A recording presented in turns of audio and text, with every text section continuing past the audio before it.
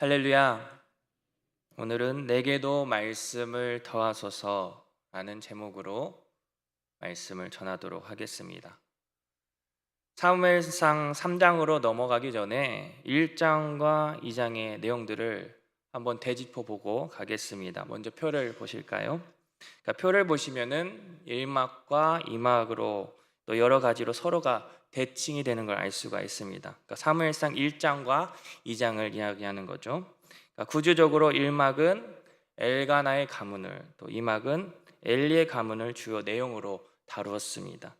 또 세 가지의 그 스토리를 먼저 다루고 그 뒤에 결론과 절정에 이르는 예언적 노래와 예언적 심판이 마무리를 장식하는 것도 동일하게 되었음을 우리가 알 수가 있습니다. 그리고 세 가지 이야기 중에 지금 줄쳐 있는 색깔로 되어 있는 이번의 라인의 내용이 동일하다는 것을 우리가 발견할 수 있는 거죠. 먼저 우리가 1번 라인을 보시면 이 두 가정의 예배에 대한 태도가 잘 그려져 있습니다. 1막에서는 매년제로, 2막에서는 관습이라고 했는데 이것은 이례적인, 단회적인 것이 아니라 항상 행해왔던 일을 보여준다는 거죠. 또 비교되는 게 무엇이 있을까요?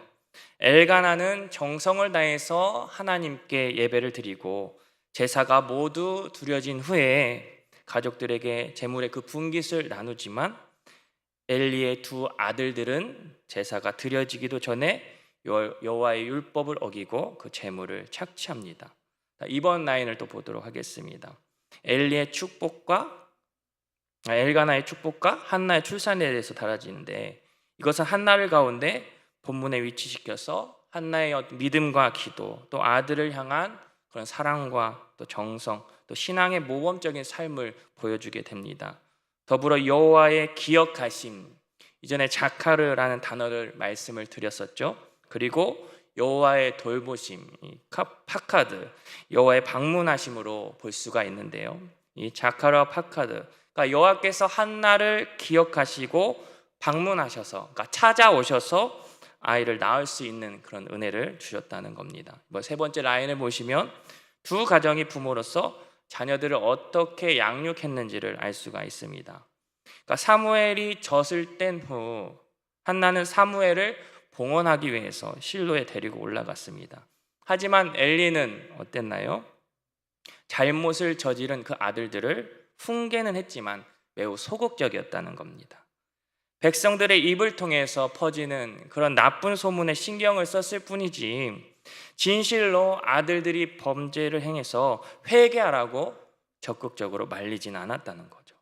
그래서 지난 시간에 한나가 아들보다, 사무엘보다 여호와께 무게를 두어서 여호와를 존중했다면 엘리는 여호와보다 그 두 아들들에게 더 무게를 두어서 여호와를 멸시했다는 겁니다. 이 카바드라는 단어를 썼었죠. 무게, 존중이 여기다 기억하실 겁니다. 마지막으로 결론 부분을 보면은 1막은 한나의 예언적 노래로, 2막은 무명의 하나님의 사람의 예언이 나오는데 이 두 가문의 미래를 암시하고 있을 뿐만 아니라 앞으로 이스라엘의 이 다가올 미래까지 예언하면서 절정을 이루게 된다는 겁니다. 두 예언 속에 공통으로 들어가는 부분이 있어요. 사람을 높이시고 낮추시는 분은 오직 여호와이시다라는 것과 여호와 하나님의 절대적인 주권이 담겨 있다는 겁니다. 그래서 1막에서는 한나를 축복하시고 높이시고 2막에서는 엘리를 심판하시고 낮추시는 역전의 하나님을 나타내고 있는 거죠. 결론적으로 한나의 불임과 이 엘리의 죄악이라는 이 개인적인 문제를 뛰어넘어서 이스라엘 왕정이 출현하는 것을 암시하고 있고 또 기름 부음 받은 자가 마지막 부분에 동일하게 등장하게 되는 것을 우리는 알 수가 있는 겁니다. 제가 이 사무엘상 오늘 이 3장을 시작하기 전에 왜 이렇게 1장과 2장을 비교해서 이야기를 했을까요?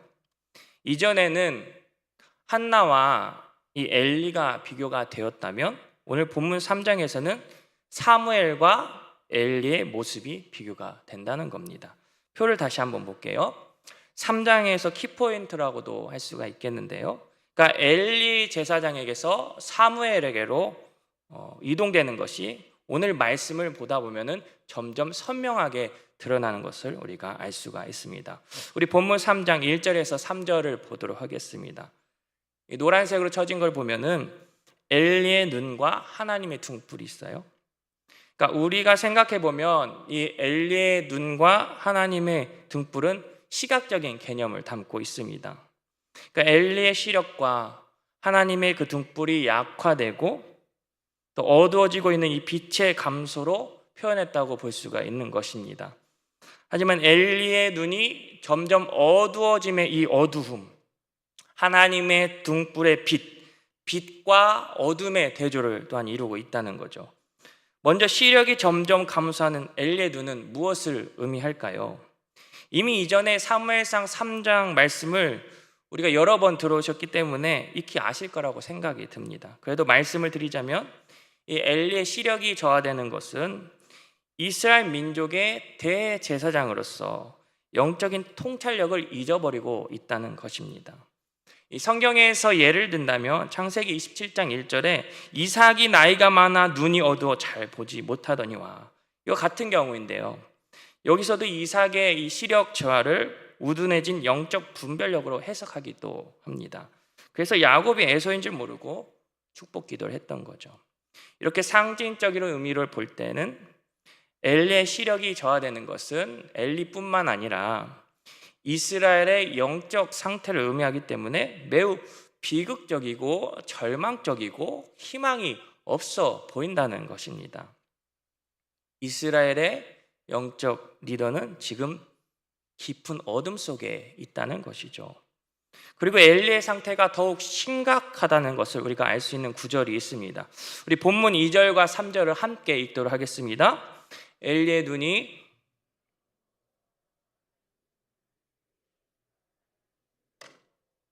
하나님의 등불은 아직 꺼지지 아니하였으며 사무엘은 하나님의 궤에 있는 여호와의 전안에 누웠더니. 아멘.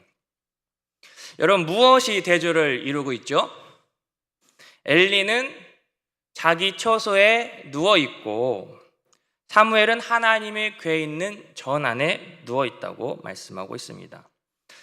한번 생각해 볼게요. 여호와의 전에 누워야 할 사람이 누구여야 될까요? 엘리입니다. 이 여호와의 전과 하나님의 궤에 있는 이란 말은 엘리가 대제사장임을 확실하게 보여주고 있는 구절이죠. 그런데 사무엘이 대신 그 자리를 지키고 있는 거예요. 엘리가 있어야 할 자리에 사무엘이 있다? 이것은 엘리에게서 이제 사무엘로 넘어간다는 것을 암시해 주기도 합니다. 조금 전에 말씀드린 것 같이 엘리에게서 이 사무엘로 자리가 옮겨지는 그 선이 조금씩 보인다는 거죠. 아무튼 엘리는 이 자신의 역할을 전혀 수행하고 있지 않았습니다. 원어를 보면 이 엘리의 움직임을 나타내는 행위 동사가 사용되지 않고 항상 앉아 있거나 누워 있음을 표현하고 있습니다. 이것은 무언가 정체되고 고정되고 막혀 있는 매우 답답한 느낌을 주는데 어김없이 엘리는 자기 침실에 누워만 있었다는 거죠. 엘리는 대제사장으로서 마땅히 하나님 궤에 있는 여호와의 전에서 하나님의 그 계시를 기다리면서 하나님의 그 말씀을 기다리면서 잠을 청해야 되는데 그 특권을 거부했다는 겁니다. 영적인 무능함과 영적인 태만함이 더해졌다는 거죠. 그 일을 아이 사무엘에게 맡겨버렸습니다. 아이 사무엘도 누워있기는 마찬가지였지만 엘리와는 의미가 전혀 다른 거죠. 왜냐하면 아이 사무엘이 맡게 된 일은 하나님의 등잔 관리로 저녁부터 새벽까지 불이 꺼지지 않도록 지키면서 잠을 청해야 하는 매우 조심스럽고 신경 쓰이는 업무입니다. 말씀으로 한번 확인해 볼까요? 우리 출애굽기 27장 20절에서 21절 읽도록 해보겠습니다. 너는 또 이스라엘 자손에게 명령하여 감나무로 짠 순수한 기름을 등불을 위하여 네게로 가져오게 하고 끊이지 않게 등불을 켜되 아론과 그의 아들들로 회막한 증거궤 앞 휘장 밖에서 저녁부터 아침까지 항상 여호와 앞에 그 등불을 보살피게 하라. 이는 이스라엘 자손이 대대로 지킬 규례니라. 아멘. 레위기 24장 3절도 보겠습니다. 아론은 회막한 증거궤 휘장 밖에서 아침까지 여호와 앞에 항상 등잔불을 정리할지니 이는 너희 대대로 지킬 영원한 규례라. 민수기 18장 7절도 보겠습니다. 너와 내 아들들은 제단과 휘장 안에 모든 일에 대하여 제사장의 직분을 지켜 섬기라. 내가 제사장의 직분을 너희에게 선물로 주었은즉 거기 가까이 하는 외에는 죽임을 당할지니라. 아멘. 그 당시에 대제사장이었던 아론에게 하신 말씀이죠. 그러므로 이 여호와의 등잔 관리는 원래 엘리가 해야 하는 일이었다는 겁니다. 엘리가 너무 나이가 들어서 앞을 잘 못 보았다면, 그 일을 담당하기 힘들었다면 적어도 두 아들들이 해야 되는 게 맞는 거죠. 그러나 하나님께서 선물로 주신 이 귀한 업무를 차버리고 만 겁니다. 이렇듯이 이스라엘의 이 현실은 매우 캄캄하고 암울해진 상태라는 겁니다. 하나님께서 임재하시는 곳에 하나님의 말씀을 들을 자가 없다는 거예요. 그런데 하나님께서는 여기서 포기하지 않으셨습니다. 희망의 불씨를 꺼뜨리지 않으셨다는 거죠. 우리 3절을 읽겠습니다. 하나님의 등불은 아직 꺼지지 아니하였으며 사무엘은 하나님의 궤에 있는 여호와의 전 안에 누웠더니. 아멘. 하나님의 등불은 하나님의 눈을 상징하기도 한답니다. 암흑과 같은 시기에도 하나님은 모든 것을 감찰하시는 동시에 이제는 사무엘을 통해서 하나님의 계시가 가능하다는 것을 말해준다는 거죠. 즉 하나님의 등불이 아직 켜 있다는 것은 이제 여호와 하나님과의 만남이 가능하다는 것을 의미도 합니다. 그리고 사무엘이 하나님의 궤 그 곁에 있다는 것은 이제 여호와의 만남이 가능한 장소에 있다는 의미가 되죠. 이렇게 보면은 사무엘은 여호와의 등불이 켜져 있는, 여호와의 궤가 있는 곳, 즉 공간적으로나 시간적으로나 그리고 영적으로 하나님과 가장 가까운 위치에 있음을 깨달을 수 있다는 거죠. 저는 이 말씀을 보면서 우리의 삶에서 성도는, 그리스도인은, 예수님을 믿는 사람은 어느 곳에 있어야 될까 한번 생각을 해봤습니다. 엘리는 대제사장임에도 불구하고 자신이 지켜야 할 그 자리에 있지 않았어요. 육적으로나 영적으로나 눈이 점점 멀어져 가니까 그의 삶이 흐트러진 겁니다. 하나님의 말씀을 받아야 하는데, 하나님의 그 임재와 영광을 목도해야 하는데 하나님과의 거리가 점점 멀어졌다는 거예요. 무감각해지고 무뎌졌다는 것이죠. 반면에 사무엘은 어떻습니까? 하나님을 사모했죠. 어리지만 하나님께서 임재하시는 그곳에 사무엘은 있었다는 겁니다. 그렇다면 신앙생활을 하고 있는 우리들이 있어야 할 곳은, 우리가 지켜야 할 자리는 어디일까요? 예배의 자리, 기도의 자리, 말씀의 자리에 있어야 할 줄 믿습니다. 그런데 이 자리를 지켜야 할 성도들이 보이지 않는다는 거예요. 꼬박꼬박 예배 참석하기에는 살아가는 게 너무나도 바쁘다고 합니다. 인생이 잘 풀리면 그때 여유가 생길 것 같다고도 하죠. 또 젊은이들 같은 경우에는 대학을 들어가고 취직하면요, 결혼에 성공하면요, 아이 낳고 나면요, 그때 하나님께 찬양하겠다고, 그때 하나님께 예배하겠다고 합니다. 아닙니다. 순서가 틀렸어요. 하나님부터 찾아야 합니다. 하나님을 먼저 만나야 하는 거죠. 근데 무언가 착각을 하는 사람들이 있습니다. 신앙생활의 목적이 다른 데 있어요. 하나님을 믿는다면 하나님을 구해야 하고 하나님을 만나야 하는 것이 맞는데, 돈, 명예, 권력, 사람들과의 관계, 대학, 취직, 결혼, 성공에 있다는 거예요. 이보다 더 크신 만군의 여호와 하나님을 바라보지 않아요. 오히려 하나님 그 만나는 것을 회피합니다. 성도라면, 성도가 있어야 할 자리는 하나님을 만난 곳에 있어야 할 줄 믿습니다. 특별히 맡은 직분과 맡은 사역이 있다면 더욱 그리해야 되죠. 우리가 세상의 희망이다.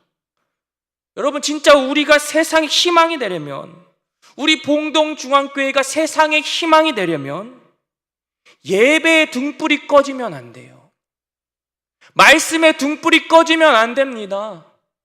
기도의 등불이 꺼져서는 결코 안 되는 거예요. 이 자리를 누군가 와서 지키겠지가 아니라 그 누군가가 저와 여러분, 우리 모두가 되면 좋겠습니다. 사랑하는 성도 여러분, 움직이세요. 정체되어서는 안 됩니다. 멈춰서는 안 되는 거예요. 무뎌져서도 안 됩니다. 무감각해서도 안 돼요. 내가 있는 것이, 내가 바라보는 것이, 내가 살아가는 것이 하나님과 멀어지는 것이라면, 하나님과 상관없는 자리라면 그 자리를 박차고 일어나서 예배의 자리로 돌아오세요. 말씀의 자리로 돌아오세요. 기도의 자리로 돌아오시길 바랍니다. 다시 말씀으로 돌아가서 본문 3장 4절에서 7절까지 보면 하나님께서 사무엘을 부르셨지만 사무엘은 엘리가 부른 줄 알고 엘리에게 계속 달려갑니다. 그러니까 앞선 엘리의 무반응과 무뎌짐과는 달리 사무엘의 즉각적인 반응이 나옵니다. 또한 아이 사무엘은 자신의 스승에게 충성스러웠고 또한 성실했고 또 순종적이었다는 것을 우리가 알 수가 있는 거죠. 반면에 엘리 제사장은 나이가 들었고 영적으로 둔감해서 하나님께서 사무엘을 부르셨다는 것을 8절에서야 깨닫게 됩니다. 먼저 7절 한번 보도록 하겠습니다. 같이 읽겠습니다. 시작.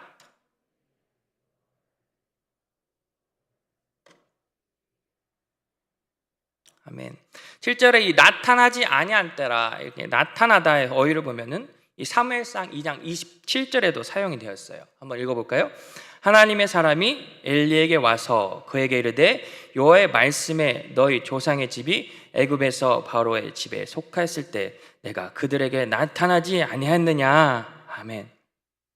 즉 하나님께서 아론의 이 제사장 가문에 나타내셨다는 것을 크게 강조하신 것인데 엘리와 이 엘리의 두 아들들은 아론의 후손대대로 약속하신 그 하나님의 나타나심을 전혀 경험하지 못했다는 것을 반증하게 되는 거예요.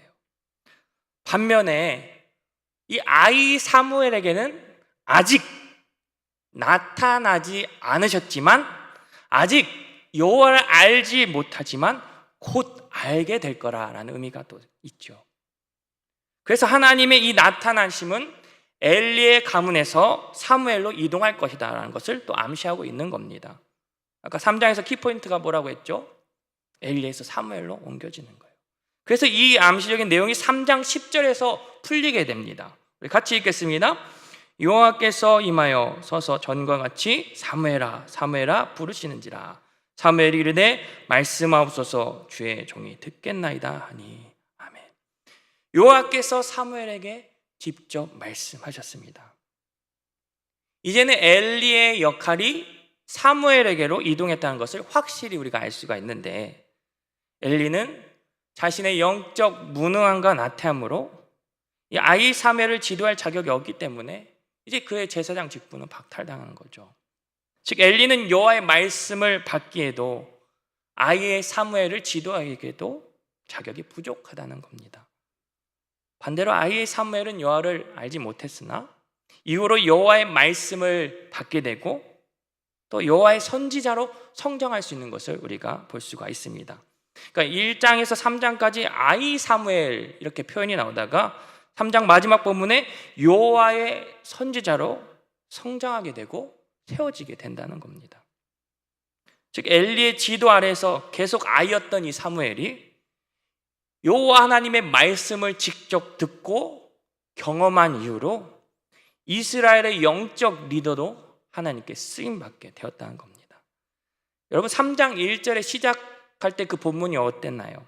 여호와의 말씀이 희귀하고 이상이 보이지 않았다고 했습니다.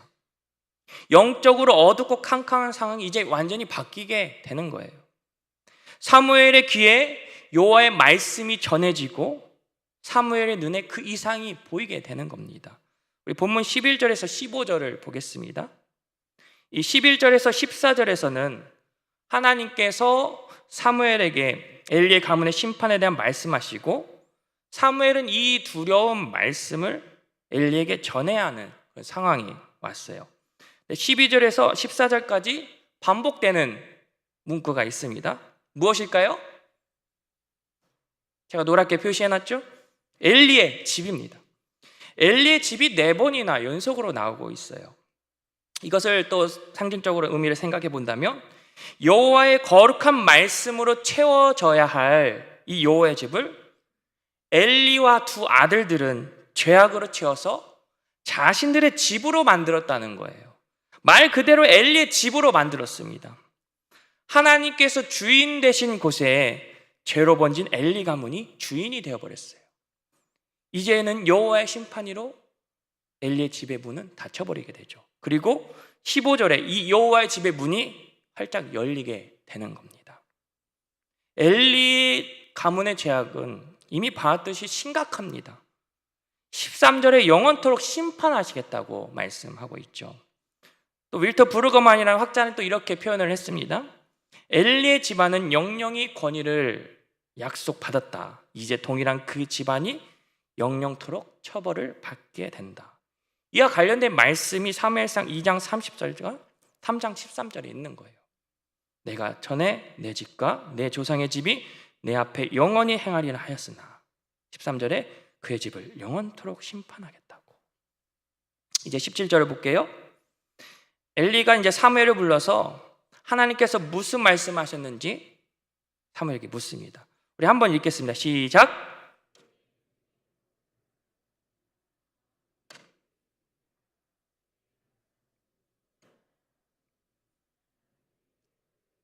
또 내리시기를 원하노라 하는지라. 이제껏 엘리가 말한 것 중 가장 강력하고 엄중한 표현이죠. 2장에서 두 아들들에게 이렇게 표현했다면 좋았을 텐데요. 하나님의 사람이 와서 자신의 지방이 멸망할 것이라는 그 말을 들음에 이어서 하나님께서 엘리 자신이 아닌 이 사무엘에게 말씀하시는 이 상황이 불안했을지도 모릅니다. 또한 엘리가 짐작할 수도 있었겠지만 하나님께서 사무엘을 통해서 어떤 말씀하셨는지 매우 궁금해했을 거라는 생각이 드는 거죠. 아무튼 엘리는 사무엘이 사실대로 제대로 말하지 않으면 하나님께서 벌을 또 내리시기를 원한다고 말했습니다. 이 또 내리시기를 원한다, 이 원어의 의미를 풀어보면요, 행하기를 원한다, 더하시기를 원한다의 뜻이 담겨 있어요. 그래서 본문을 지역하면 하나님이 그렇게 하시기를 원하며 그렇게 더하시기를 원한다는 말이 되죠. 여기서 더하다, 이 원어 히브리어로 보면 요시프라고 읽는데요. 그러니까 엘리의 입장에서는 사무엘이 제대로 말하지 않으면 하나님께서 벌을 더 하실 거야, 요시프라고 말했지만 이 하나님께서는 이 사무엘에게 여호와의 음성을 반복적으로 또 들려주실 때 더하다, 이 요시프의 어휘가 사무엘상 3장에서 3번이나 사용된 걸 볼 수가 있어요. 보면 6장 8절, 21절 이렇게 사용되는데 표를 잠깐 보실까요? 보이시나요? 요세프, 그리고 그분께서 더하셨다. 8절에도 더하셨다. 또 21절에도 그리고 여호와께서 실로에게 나타나시기를 더하셨다.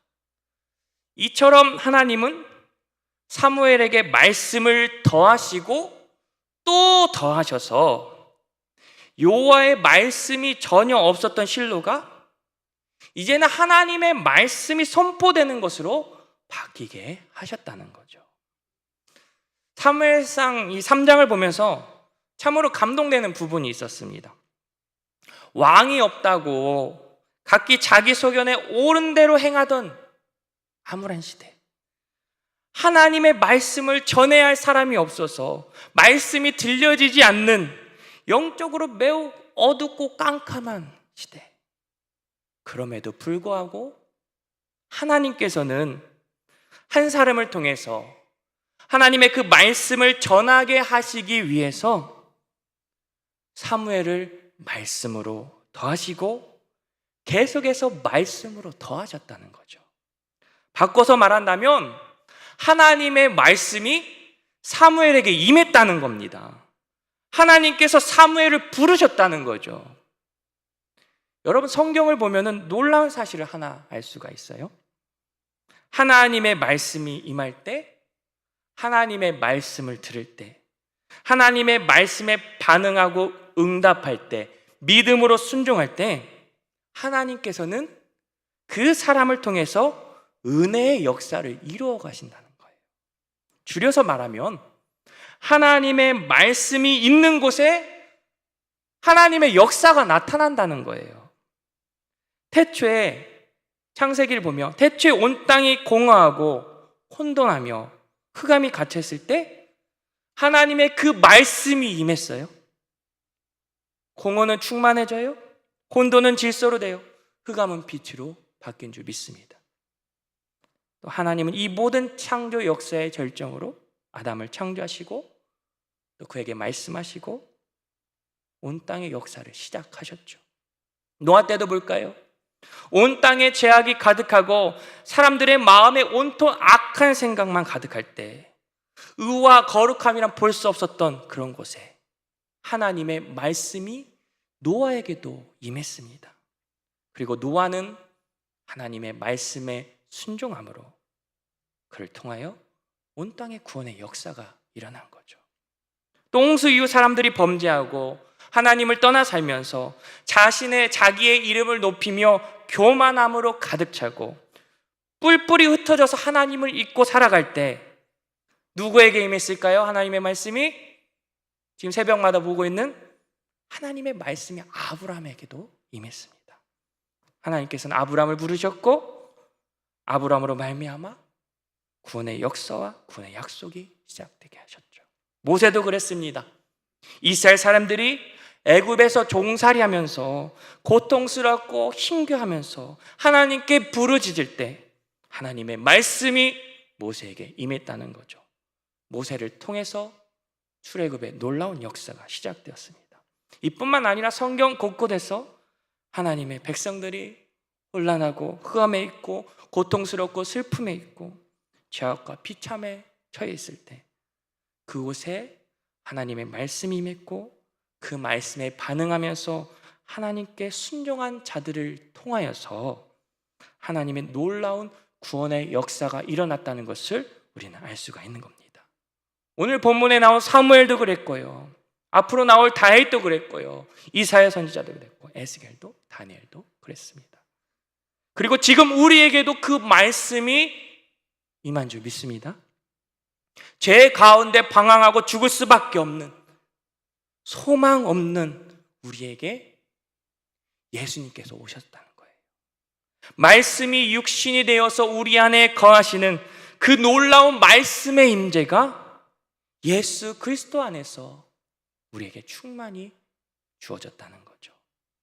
말씀으로 오신 예수 그리스도를 믿음으로 절망에서 소망으로 죽음에서 생명으로 죄의 자녀에서 의의 자녀로 영원한 하나님 나라에 갈 수 있는 구원의 은혜를 베풀어 주셨다는 겁니다. 사랑하는 성도 여러분, 하나님은요 우리에게 말씀하시기를 원하십니다. 그 말씀으로 우리를 회복시키기를 원하세요. 그 말씀으로 우리에게 소망을 주시고 그 말씀으로 우리를 통하여서 사용하신다는 거죠. 말씀으로 더하시기를 원하시는 그 하나님의 음성을 외면하지 마세요. 하나님께서 그 말씀하시는 곳에서 멀어지지 마세요. 하나님께서 말씀하시는 그곳에 우리 모두가 서 있기를 바랍니다. 하나님께서 우리를 부르실 때, 하나님께서 내게 말씀하실 때 여호와여 말씀하옵소서 주의 종이 듣겠나이다. 아멘. 이 고백이 우리 모두의 고백이 되길 바랍니다. 그리고 이렇게 기도했으면 좋겠어요. 하나님, 내게도 말씀으로 더하소서. 세상에는 소망이 없다, 절망이다라고 말하지만 소망 대신 주님 붙잡으면서 그 말씀으로 나를 다스려 주옵소서. 말씀으로 나를 이끌어 주옵소서. 말씀으로 나를 통하여서 이 세상이 변화되고 회복되어서 우리 모두가 세상의 희망이 되는 이 사명을 감당하게 하옵소서. 이 기도가 우리 모두의 기도가 되길 바랍니다. 아무리 맺겠습니다. 사랑하는 성도 여러분, 내게도 말씀을 더하소서. 하나님의 말씀을 사모하길 바랍니다. 하나님의 말씀을 더 가까이 하시길 바랍니다. 하나님 말씀 안에서 죄악된 습성들을 끊어버리고 성도의 거룩함을, 맡은 직분과 사역의 거룩함을 회복하시기를 바랍니다. 교회와 성도의 능력은 다른 데서 나타나는 것이 아니에요. 건물이 크다고, 주차장이 넓고, 찬양의 웅장함과 조명이 화려하고, 사람의 수가 많다고 해서 교회의 능력이 나타나는 게 아니에요. 성도 한 사람 한 사람이 오로지 말씀과 기도로 거룩해질 때 하나님께서는 그 사람을 사용하시고 하나님께서는 교회를 통해서 반드시 일하실 줄 믿습니다. 말씀으로 오셨고 말씀으로 행하신 예수 그리스도의 보배로운 핏값으로 세워주신 우리 봉동중앙교회 안에 말씀의 등불로, 기도의 등불로, 예배의 등불로 가득 채워지는 저와 여러분 되기를 간절히 소망합니다. 우리 찬양